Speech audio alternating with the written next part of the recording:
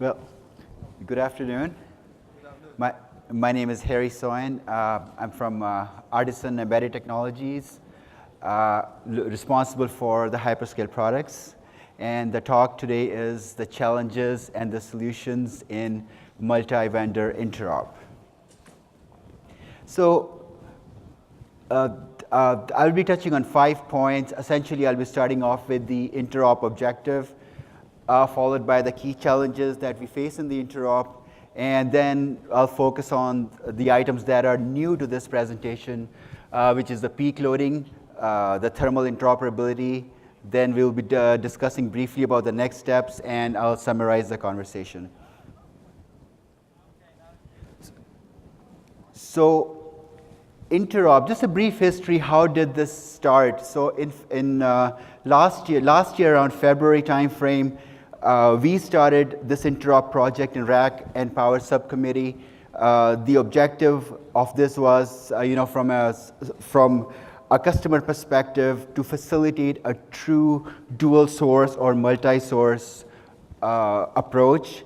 What it does is it makes the sourcing simpler, it makes the manageability simpler, number of SKUs gets smaller, and from the vendor perspective, it makes, provides the freedom to design while respecting those guidelines. So that's when it all started, and we needed a framework, we needed it to base on a platform, and that platform we adopted was ORV2 specifications, and most of this work is based on the ORV2 specification. So in terms of, power shelf by itself is quite complicated. It comprises of the power supplies, it has BBUs in it, and it's got a controller.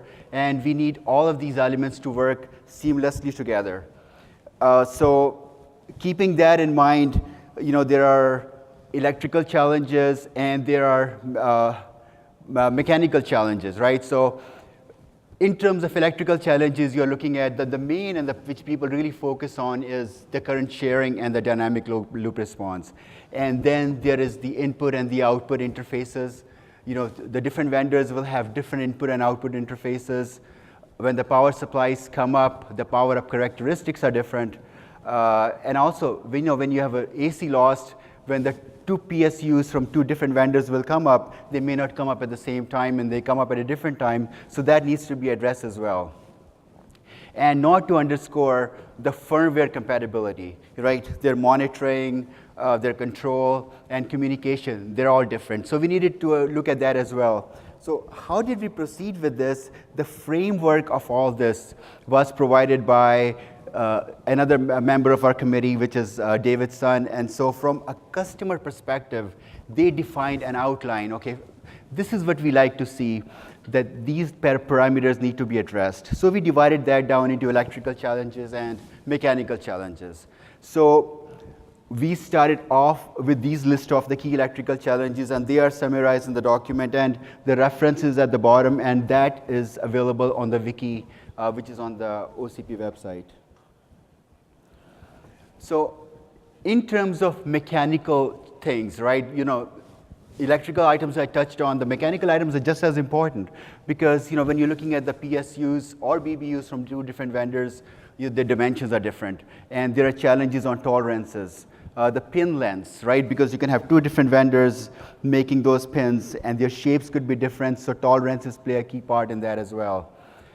What was really interesting is, when you put the two PSUs of two different vendors side by side, and you're looking at a green light, and what we noticed is that the two green lights may not exactly be green, right? Their blinking rates could be different, the shades of the green could be different, so that needs to be looked at as well. Fan performance is another thing, and I guess the last two items, the thermal part, could be lumped into a thermal interoperability, which will also be looked at later on today. All right, so I'm just going to provide a brief recap of the work that the team has already done. So we started off with the current sharing and dynamic response. This is considered as one of the key challenges of the interop. So the schematic you're seeing on the screen is, you're looking at two different output stages of the two different power supplies. And as you can see that the load is right in the middle, and that there is two key parts that play a key role in shearing. The two voltage feedback loops are different, and then there is a current shearing loop. So we get possible interactions between the voltage loops, and we get the interactions between the current shearing loops. And this poses a huge challenge. So what needs to happen is these need to work seamlessly together. And so in the next slides, I'll show you what are the real possibilities that one could experience. So when you look at this, right, this slide is a lot of words. So in summary, a load dynamic response. What is a load dynamic response? It's, when there is a sudden load change on the output, how does a power supply respond to that? So there's a load dynamic response could be slower for one PSU versus the current shear loop bandwidth of the other PSU, or the load dynamic response could be faster than the current shear loop response. So that is about the dynamic performance. And when we talk about the feedback loop, the feedback loop of the main PSU could be slower than the satellite PSU or vice versa. So we are looking at 4 possible modes of operation. So as one can imagine now, we are looking at a huge challenge where all these things need to synchronize and work together. And so just to make this problem a little bit more complicated, this slide actually summarizes or shows what we presented what the team worked on and we presented at the OCP in Amsterdam. So if you look at the top 2 waveforms, these are looking at the dynamic response of the PSU. The top left picture is when the dynamic response of main PSU is slower than the current feedback loop of the other power supply. So what are we looking at? We are looking at the possible oscillations, right on the top left side. And on the top right-hand side, you are seeing the voltage creeping up. So these are all instabilities.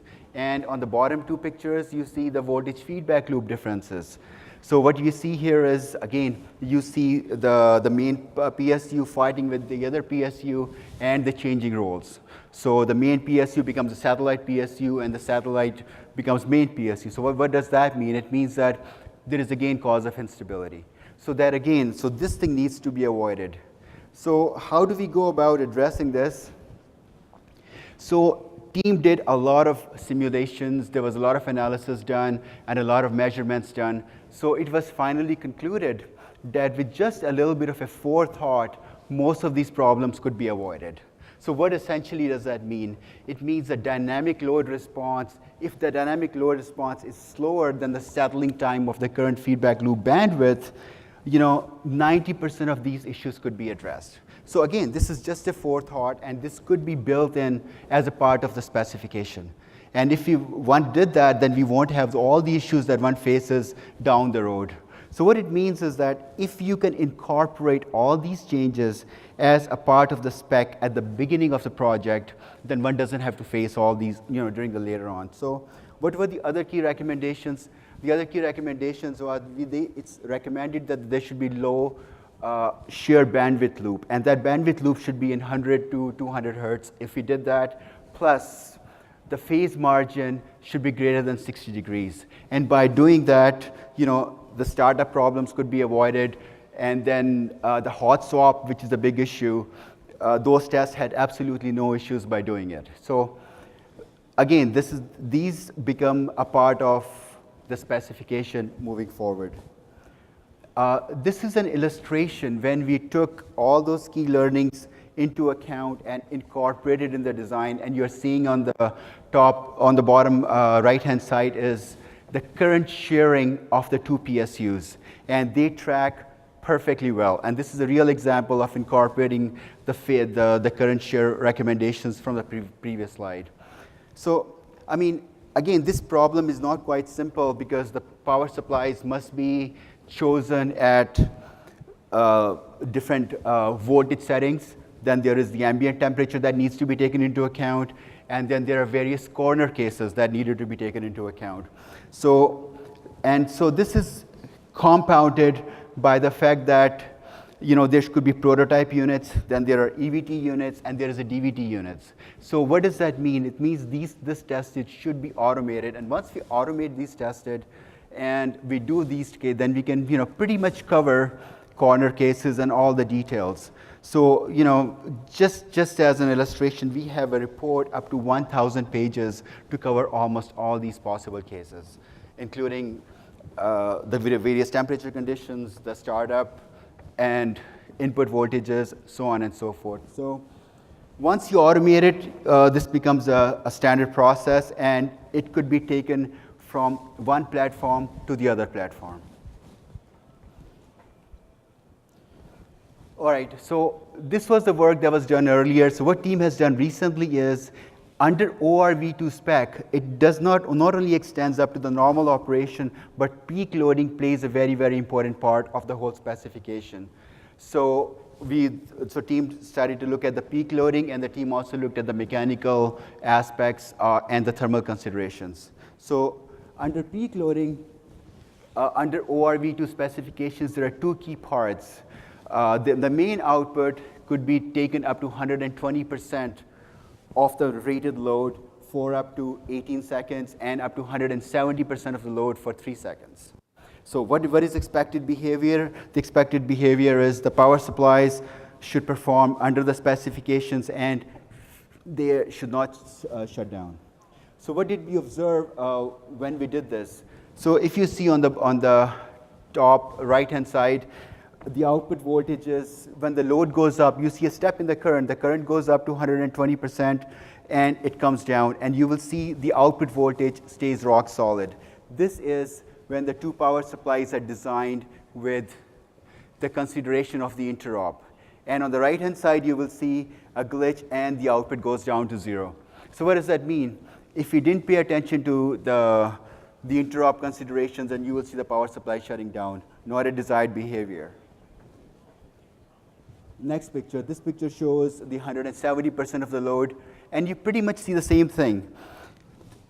The two power supplies working well with the interop, and one shutting down when the interop is not taken into account.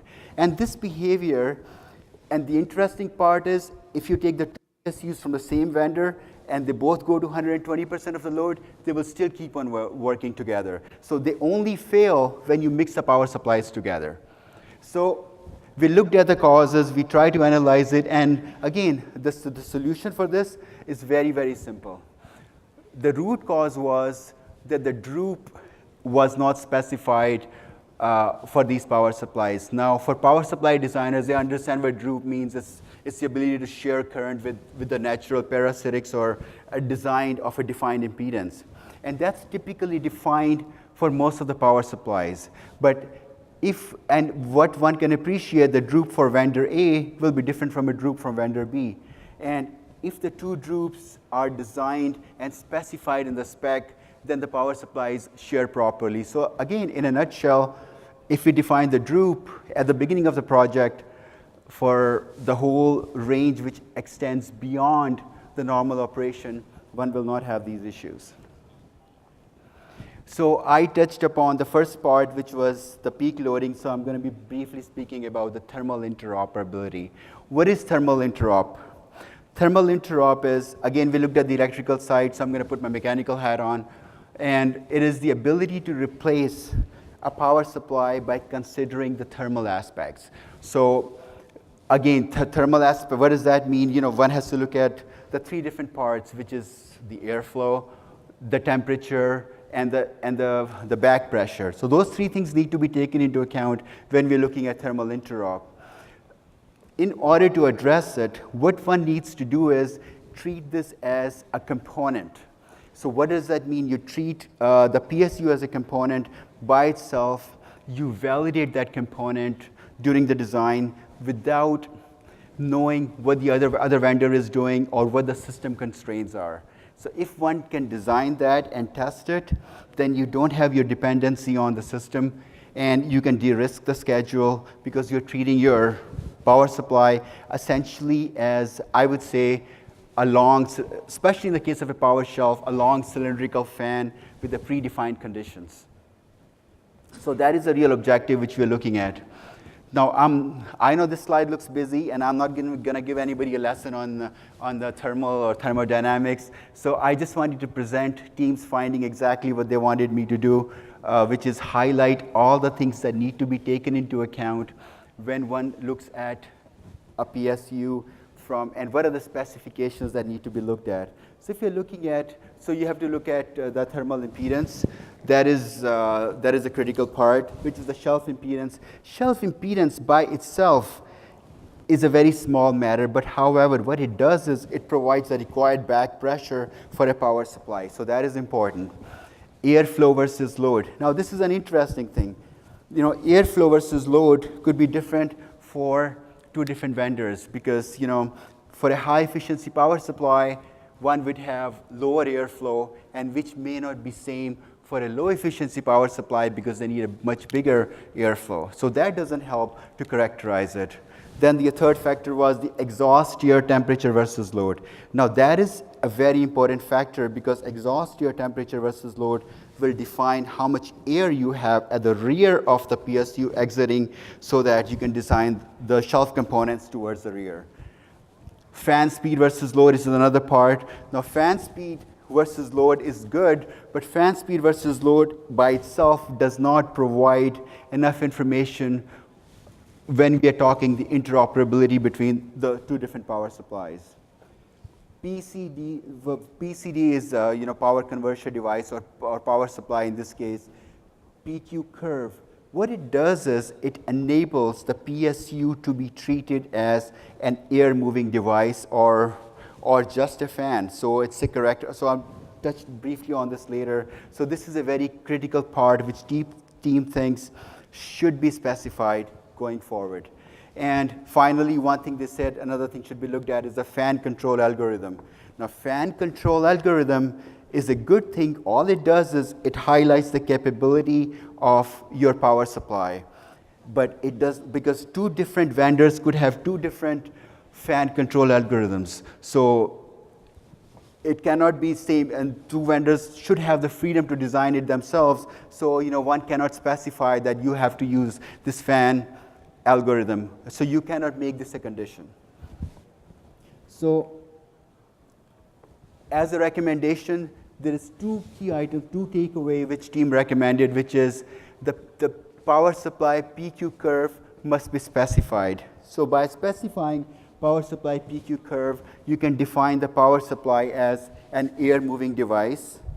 And what that does, the key thing is at different percentages of the reference load, all these power supplies behave in a similar manner.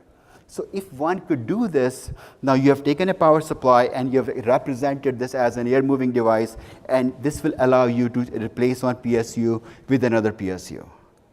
So that, I think to me, that's a key feature. And the second thing that should be looked at is the PSU exhaust temperature. So if you know the PSU exhaust temperature at the end, this will help you enable to design the components which are a part of the power shelf. So the recommendation is these two things must become a part of the specification to define the power supply spec. So here is an example of a PSU PQ curve. So essentially this should be defined for defined for a PSU. So what this enables is treat a PSU as an air moving device and characterizes PSU by itself. And you know what, it gives you freedom that one PSU could have a 15,000 CFM fan, one could have a 20,000 CFM fan.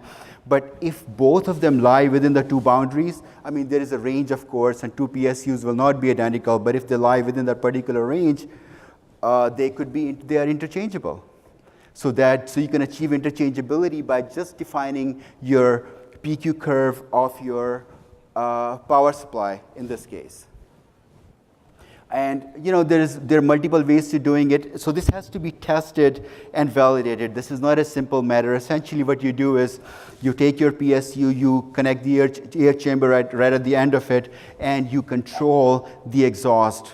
And that will give you the y-axis where your pressure becomes zero, and your airflow becomes zero, and the pressure becomes very high. That's your y-intercept.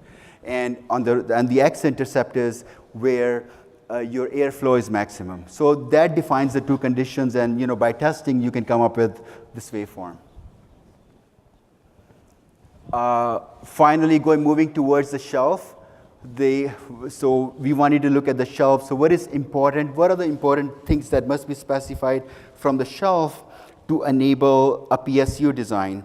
So we looked at the shelf impedance. So shelf impedance by itself is very, very small compared to a PSU PQ impedance.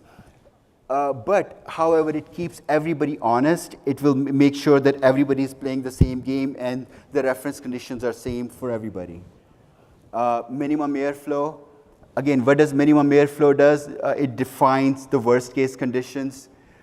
Then the other two items are interesting. The minimum air temperature will define the worst case as well. But the last two items should be used in conjunction with each other. See, minimum airflow versus load will tell you what is the minimum airflow available, which is useful for the design of the power shelf. But without knowing what the temperature is, it doesn't give you a complete picture. And if you look at the last item, the maximum temperature with load, if you know the minimum airflow, now if you use these two in conjunction with each other, you can get a complete picture of the shelf. So the recommendation from the team is to define the impedance curve. What that will enable to do is keep everybody honest and provide a same predictable impedance for the PQ curve. So that could be designed. And minimum airflow with load in conjunction with maximum air temperature with load will provide the reference conditions at the back of the shelf to define what is the available airflow versus load and what is the maximum exhaust temperature at the end. So, all in all, this will provide you the boundaries for a proper design. So, coming to the end of the talk, I'm going to talk briefly about the next steps. So we have, over the last year, we have looked at most of the electrical parts, which is the current sharing, the dynamic load, the monitoring, the interface circuitry, and all those recommendations now will become a part of an appendix or an extension of the ORV2 specification. The mechanical part, the same thing, we will discuss that with the team and see how the team feels about that, and that would be included in that as well. So what we need here, here we got a lot of people with, we have the people from the customer background or from the vendors, so we need some more participation from more people. So either we can get feedback on these recommendations, plus we can get some more views from the others so that, we can take this work further. We still have about 5 or 6 months to go before we, publish this and make this a part of the or recommend it to be added to the part of the specification. So, that work needs to be done. And if somebody is interested, the ORV2 spec is up there in the wiki, and all the previous publications, the work that team has done are all included in there as well. So I guess that concludes my talk, and I welcome questions.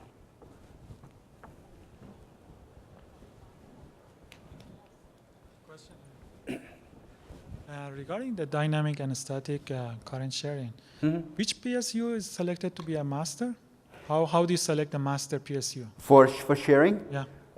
So what we do is we have both of them to work as a master. We choose one of the PSUs as, they need to alternate. So let's say we choose a vendor A as a master, then the vendor B is slave. And then we reverse their role and we make vendor B as a master and vendor A as slave. Why do you do that? Why do you do that?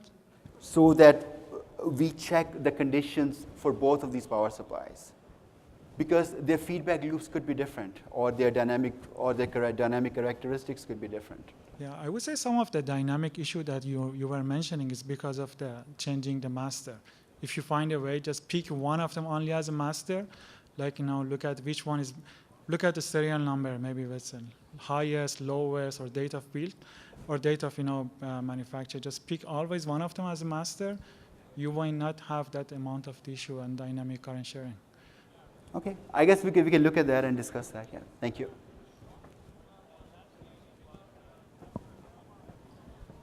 Any other questions?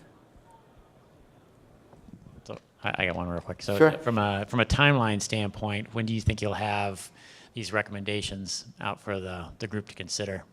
So, what we are thinking is we need some more work on the interface side. We have included the specifications. I think we're looking at about 6 more months and a couple of more meetings in a regular session to finalize this. Okay, cool. Thank you. Any other questions? No? All right, thank you much. Thank you.